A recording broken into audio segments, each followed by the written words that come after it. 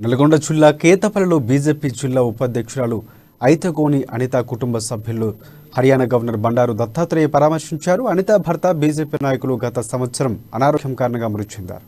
ఈ నేపథ్యంలో ఆమె కుటుంబాన్ని పరామర్శించి ధైర్యం చెప్పారు. భారత్ మాతా కీ జై. భారత్ మాతా ఇక్కడ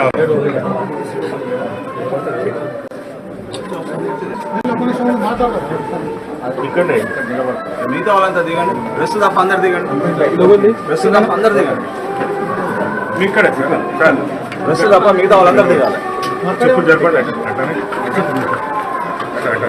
ఆ రామరాజ్య స్వీకరణే ధ్యేయంగా ఉండాలని నేను భావిస్తా ఉన్నాను. ముఖ్యంగా ఈనాడు తెలుగు రాష్ట్రాల్లో 2 రాష్ట్రాల్లో మాదక పదార్థాలు యువతను పట్టి పీడిస్తున్నటువంటి అతి తీవ్రమైన సమస్య.